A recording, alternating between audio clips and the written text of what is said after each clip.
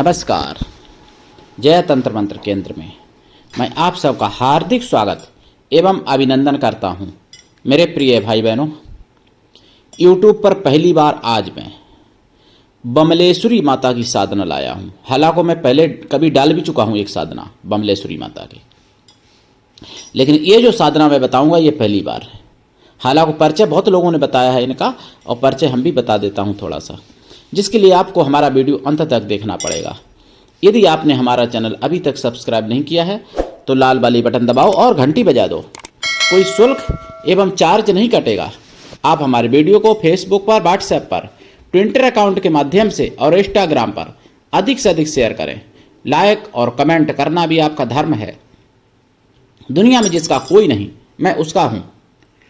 यदि आपको अपनों ने धोखा दिया है अथवा आपको परायों ने धोखा दिया है तो आप एक बार मुझे अवश्य आजमाएं।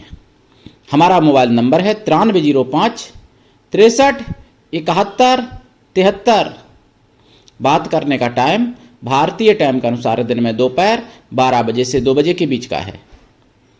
यदि आप सच्चा पवित्र निस्वार्थ दिव्य प्रेम पाना चाहते हैं अथवा सच्चा पवित्र निस्वार्थ दिव्य प्रेम देना चाहते हैं तो आपका स्थान मेरे लिए मेरे प्राणों से भी करोड़ों गुना ऊपर है। मैं राष्ट्रीय अध्यक्ष कृष्णा दल एवं महामंडलेश्वर आप सबसे निवेदन करता हूं, यदि आप मानवतावादी हैं अथवा आप सनातनी हैं तो मुझसे जरूर जुड़ें। यदि आप में योग्यता हुई तो मैं आपको पदाधिकारी भी बनाऊंगा अपने संगठन कृष्णा दल में। ये कृष्णा दल हमारा आपका सबका एक परिवार है। आप देश विदेश में, विश्व के किसी भी कोने में रहते हैं, किसी भी जाति धर्म से हैं, कोई दिक्कत नहीं। आप हमारे दिए हुए ज्ञान से भरपूर लाभ उठा सकते हैं। मेरे प्रिय भाई बहनों, आपको मैं बताऊं बमलेश्वरी माता की साधना। उससे पहले मैं आपको बता दूं कि बांग्लादेश में जो हो रहा वो तो हो ही रहा, लेकिन बंगाल में नादिया कोई जगह है जहां पर 112 फुट की मूर्ति दुर्गा माता की बनाई जा रही थी और 6 महीने से ज़्यादा समय हो गया था बनाते बनाते।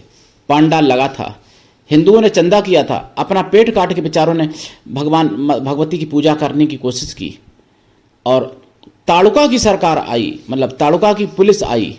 सरकार तो तालुका की है ही, खैर वहाँ पर मतलब पुलिस आई तालुका की और पांडाल में काम रुकवा के चली गई। जबकि मुहर्रमों में भाई ममता इनको खूब सुविधा देती हैं, खूब रक्षा करती हैं और सुरक्षा भी देती हैं और सुविधा भी देती हैं, अनुदान भी देती हैं। और हिंदू अपना पेट काट के अगर करता है कुछ भी पूजा पाठ, उसमें भी नानी मर जाती है तालुका की। तालुका तो रावण की नानी थी, लेकिन यहां पर तालुका की नानी मर जाती है बंगाल में। इस बात को समझिए, हिंदुओं जागना पड़ेगा, समझना पड़ेगा।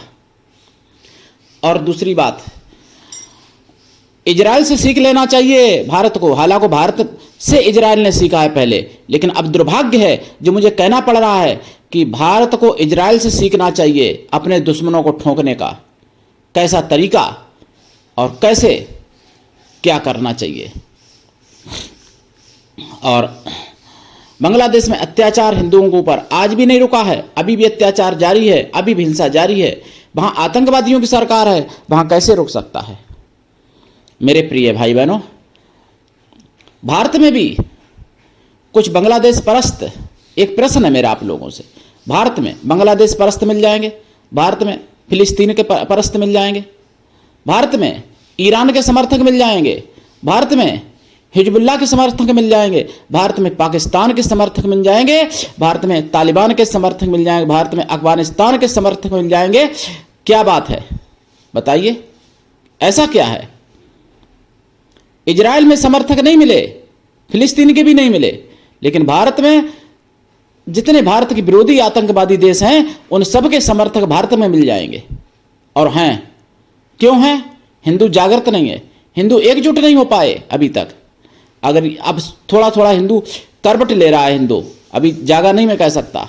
अगर हिंदू पूरा जाग जाएगा तो भारत में कोई भी ये विषैले दुष्ट सांप फन उठाने की कोशिश नहीं करेंगे। और रहेंगे भी नहीं, भाग जाएंगे अपने, वहीं भाग जाएंगे या फिर 72 हूरों के पास पहुंच जाएंगे। तो जागिए हिंदुओं, एकजुट रहिए, संगठित रहिए। सारी समस्याओं का हल एकमेव संगठन शक्ति, कलयुग में संगठन शक्ति। किसी भी समस्या के लिए संगठन शक्ति जरूरी है। परिवार में संगठन, समाज में संगठन, धर्म में संगठन, देश में संगठन। जातियों में मत बटिए।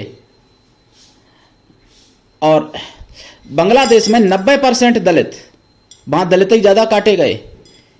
कोई भीम नीम की नीम मतलब ढपली बजाने वाला भारत का उनके ऊपर नहीं रोया। क्यों नहीं रोया? वो वोट नहीं दे पाएंगे, वहां राजनीति नहीं कर पाएंगे, भाई दूसरा देश है, इसलिए नहीं रोया। भारत में तो दलितों के नाम पर बहुत कुछ हो जाता है। मुसलमानों में तो बहुत बंटवारा है, लेकिन वहां कोई नहीं जात में बांटने की कोशिश करता। अहमदिया लोग शिया की मस्जिद में नहीं जा सकते, शिया लोग सुन्नी की मस्जिद में नहीं जा सकते। सुन्नी मरता है तो शिया के कब्रिस्तान में नहीं दफना सकते, शिया मरता है तो सुन्नी के कब्रिस्तान में नहीं दफना सकते। इतना भेदभाव, फिर भी किसी की औकात नहीं है कि वहां पर जात पात की गणना कराएं और वहां पर जातियों में बांटने की कोशिश करें। और हिंदुओं में तो ऐसा कुछ भी नहीं है। मैं मान लो एक मंदिर है, ऐसा कोई मंदिर भारत में नहीं है जहां ब्राह्मण जाएगा और वाल्मीकि नहीं जाएगा, या वाल्मीकि जाएगा ब्राह्मण नहीं जाएगा। कोई मंदिर भारत में नहीं है। ऐसा कोई शमशान भारत में नहीं है जहां ब्राह्मण का शमशान है तो वहां वाल्मीकियों को मना हो। कोई शमशान नहीं है भारत में, कोई मंदिर नहीं है। फिर जाति पात की क्यों गणना करवाते हो? क्यों जाति गणना करना चाहते हो? क्यों जातियों में बांटना चाहते हो? इसलिए कि अब पोल पट्टी खुल चुकी है, अब तुम्हारी चाल समझ ली है जनता ने, इसलिए अब जाति में बांट के कुछ वर्ष और रोटी सेकना चाहते हो हिंदुओं से। तो समझदार हिंदू नहीं बटेगा, और जो नहीं बटेगा वो नहीं कटेगा, मेरी गारंटी है। बटेगा वही कटेगा, निश्चित कटना है, मेरी गारंटी है। मेरे प्रिय भाई बहनों, बमलेश्वरी माता की साधना के बारे में बताऊं, परिचय बता दूं। देखिए ऐसा है, इनकी साधना वैसे तो मैं बताऊंगा, लेकिन इससे पहले इनका परिचय बता दूं। बमलेश्वरी माता बंगलामुखी का एक रूप है, और ये छत्तीसगढ़ में एक डूंगरगढ़ इलाका है, वहां पर पहाड़ियों में इनका मंदिर है। 1000 से ऊपर सीढ़ियां हैं, सीढ़ियों पर चढ़ के जाना पड़ता है बमलेश्वरी माता के मंदिर में। ये माता का कहाँ से प्रचलन हुआ? देखिए, जो कामकंडला और माधवा नल जो थे, इन लोगों की प्रेम कहानी से बमलेश्वरी माता का मतलब प्रकाश में आना हुआ है, यहां से शुरुआत हुई है। तो कामकंडला वैसे तो एक नर्तकी थी, और ये माधवा नल ये संगीत प्रेमी थे बहुत ज्यादा।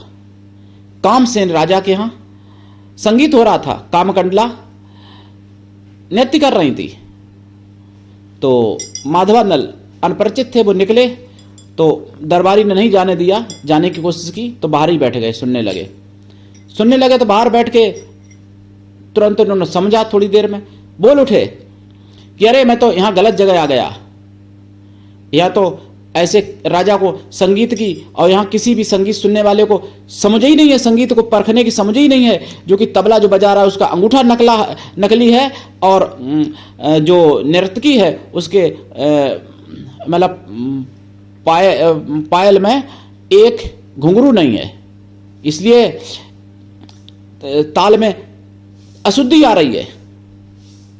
ये जब दरबारी ने सुना, दरबारी भाग के गया, अपने राजा को बताया, राजा ने तुरंत आदेश दिया उनको लाने के लिए। जब लाया गया तो सच्ची बात निकली, तो उनको इनाम दिया, और वो भी वहीं रहने लगे।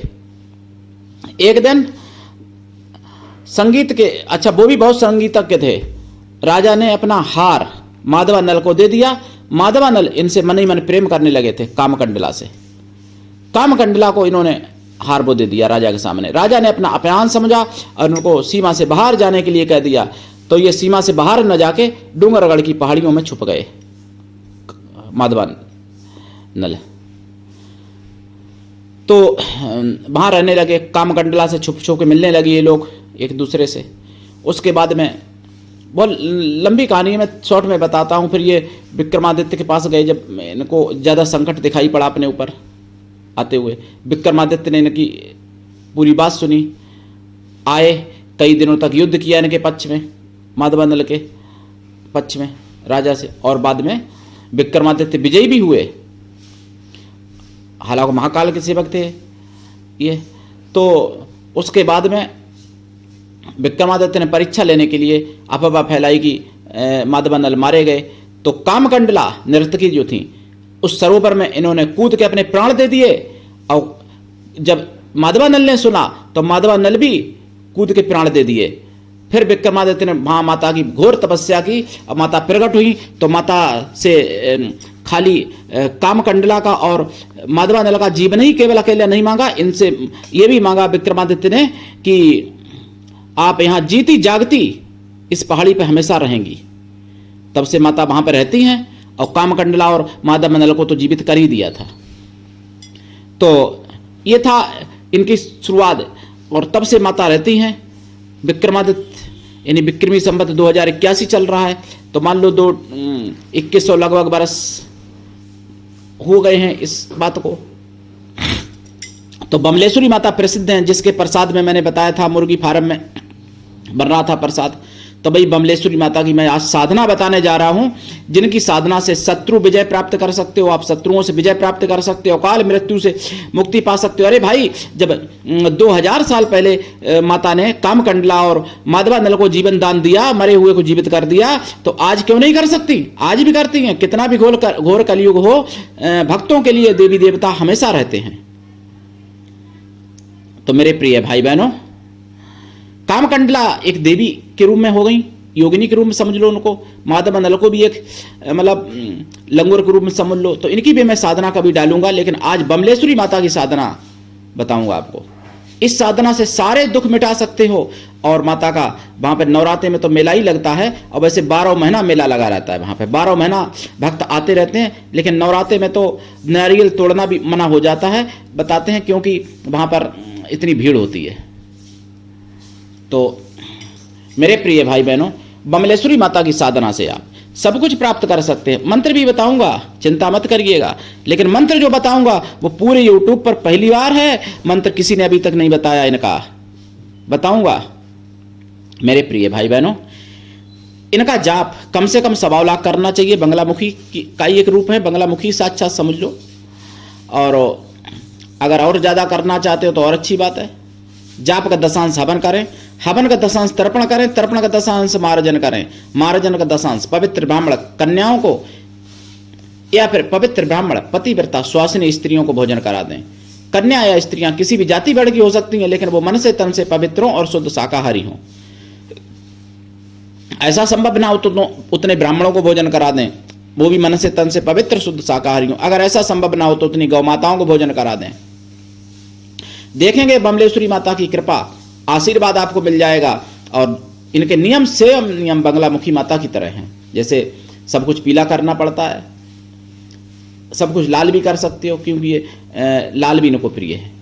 लाल या पीला करें, सेम बंगलामुखी जैसे नियम है इनके। ब्रह्मचर्य व्रत, एक टाइम भोजन, भूमि शयन, साधना काल में शुद्ध शाकाहारी रहना परम आवश्यक है। और जाप करें, जरूर कृपा होगी। और ऐसा कोई संकट नहीं जो ना मिट जाए। मंत्र भी बताऊंगा, लेकिन दीक्षा लेके साधना करना। बिना दीक्षा के कभी भी किसी भी प्रकार की कोई साधना में सफलता नहीं मिलती है। कुछ लोग कहते हैं, अरे क्या बात करते हो, मैं तो बिना गुरु के बहुत सफलता पा चुका। बिना गुरु की सफलता भगवान नहीं पा सके थे, तुम क्या पालोगे? तुम्हारी क्या औकात है बिना गुरु की सफलता पाने की? तो मेरे प्रिय भाई बहनों, ये हिंदुओं में कन्फ्यूजिंग हिंदुओं में ज्यादा है, इसलिए ऐसी बात करते हैं। जबकि बिना गुरु की सफलता कैसे मिल सकती है? क्या तरीका? कोई तरीका नहीं है, कहीं शास्त्रों में वर्णन नहीं है। लेकिन आज के हिंदू हमसे कहते हैं कि मैंने बिना गुरु की सफलता पाली। भाई पाली होगी, आप भगवान से भी बड़े हो गए। हम तो आपके चरणों में बंधन करते हैं। अगर आपने पाली है बिना गुरु के सफलता, भाई मैं बंधन करूंगा आपका कि मैं आपको क्या करूं, मुझे समझ में नहीं आता। तो गुरु ऐसा होना चाहिए, शिष्य से कुछ भी ना ले। शिष्य ऐसा होना चाहिए, गुरु को सब कुछ दे, गुरु के लिए समर्पित रहे। इनका मंत्र बता रहा हूं, देखिए। ओम ह्रीम क्लीम ह्लीम बम बमलेश्वरी देव्यै हुम फट ये मंत्र है। और दूसरा ओम ह्लीम बम बमलेश्वरी आगच्छ हुम फट, ये भी है। तीसरा ओम बम बमलेश्वरी देव्यै नमः। और बहुत से मंत्र हैं, बहुत मंत्र हैं इनके। तो दीक्षा लेके साधना करें। और कुछ विधि मैं दीक्षा लेते समय बताऊंगा आप लोगों को, जो यहाँ पर नहीं बता रहा हूँ, गुप्त रखता हूँ कुछ चीज़ें, क्योंकि अगर गुप्त नहीं रखूंगा तो मंत्र इतने पावरफुल हैं कि बहुत जल्दी अपना चमत्कार दिखाते हैं। इसलिए गुप्त रखना विधि मेरी मजबूरी है। तो उठाइए लाभ, करिए साधना, और आगे और भी साधना दूंगा। ये आप सबका चैनल, अकेले हमारा नहीं है। जन जन तक पहुंचाइए, सनातन धर्म की आवाज बनिए। नहीं तो जो बांग्लादेश में हो रहा 20 साल में, 10 साल में भारत में भी इससे भयंकर होगा। तो बमलेश्वरी माता की साधना करिए। आज के लिए इतना ही, धन्यवाद। जय श्री राम, जय मां बमलेश्वरी की।